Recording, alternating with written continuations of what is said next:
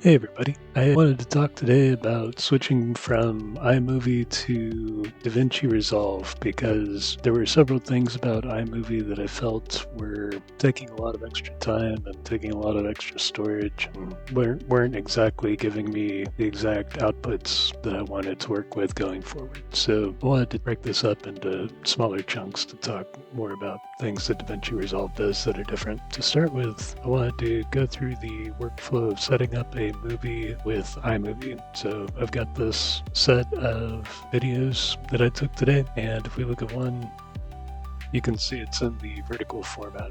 So that's going to be important. Another important thing is that right now my iMovie library is at 53 megabytes, and we'll see how that changes as things go. Launch iMovie. I'm in a blank movie, and I don't think I've got any things in my library yet. Let's go put the videos that we want over there. I think I put them in a particular order here. See if I can get that switch. Sort clips by date descending. There we go. Now if I copy them over, so let's try starting it. See what it does. Alright, so we got the movie in here. Notice it was a vertical shot, and now there's a bunch of black border on both sides of the screen because iMovie doesn't support, like if I were to go export this as it is, share the file, it's going to export as a 1080p widescreen. And if I wanted to get it to work the way I wanted it to, one of the first things I would have to do with the clip is go to, let's see, rotate it here like that, then shoot everything, and then use QuickTime to rotate it back afterwards. And if I did a bunch of cutting, then I'd have to rotate each piece before I went to the end of it. So that in and of itself is one thing that makes it tough to use iMovie for the editing for vertical movies like this.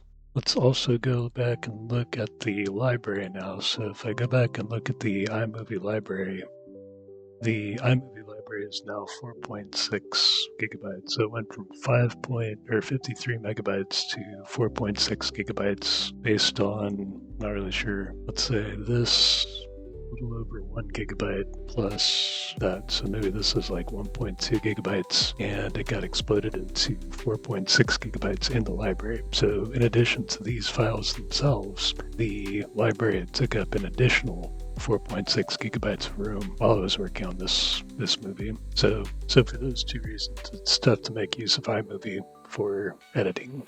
So let me go ahead and close this down now. Go look how much space we have altogether. So we're taking up 789 gigabytes right now. Let's go try to simulate the same thing that we were trying to do, but in DaVinci Resolve. First of all, iMovie comes installed automatically, and then DaVinci Resolve you have to install by yourself. There are two ways to do that. One is to go to the Blackmagic website and register with them directly. If you go DaVinci Resolve, download, and then you download the version that you want, but you have to give them all of your information. Since I'm on a Mac, there's also another way to do that. If I go to the App Store and I search for DaVinci, you can download DaVinci, and this version's free, so you don't have to pay anything. You just have to have your Apple Store information to go download it from here. And that's the way I did it, so I didn't have to go register on the other site for it. That's the two ways that you can get DaVinci Resolve, and either way it is free, which is good. So let's go and launch DaVinci Resolve. And I've got the project with all of the things in it, but we'll start from scratch. Let's go new, let's say Argaba to create. And down here it says what that resolve data location is going to be. So if we wanted to, I'm not sure how we could track that down. DaVinci Resolve light. Well, let's go ahead and create it. Then we'll go choose the videos that we want to pull in. Change project frame rate.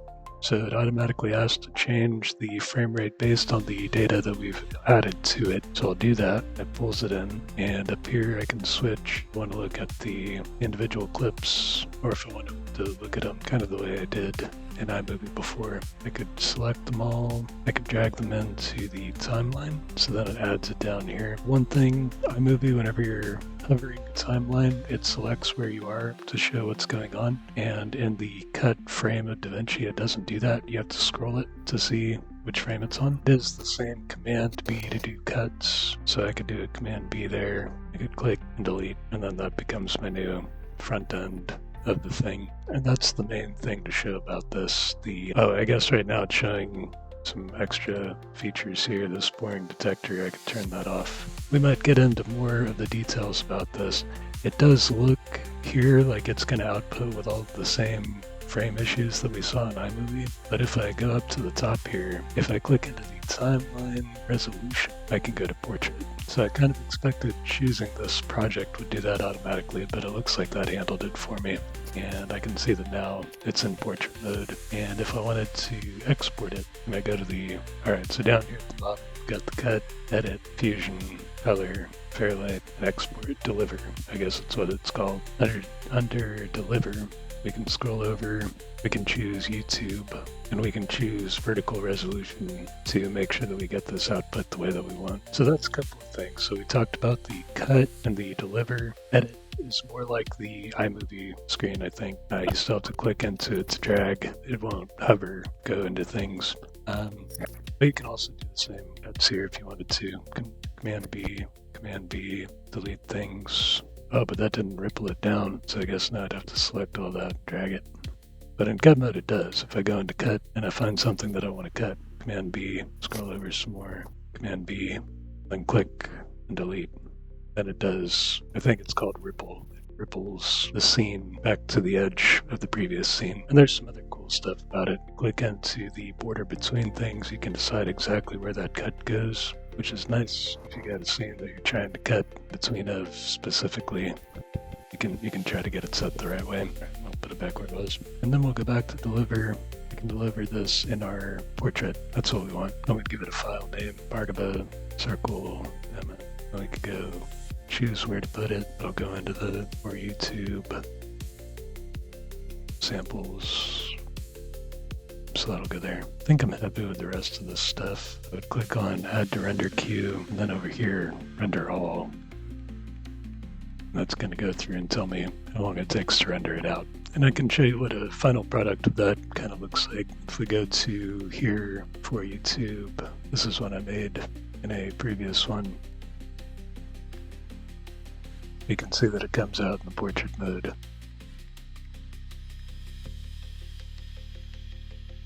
So that's what I wanted to share this time. We can dive into more details about how things work as we need to. I hope y'all are interested in upskilling from iMovie to DaVinci Resolve the same way that I am. Hope you have a good one.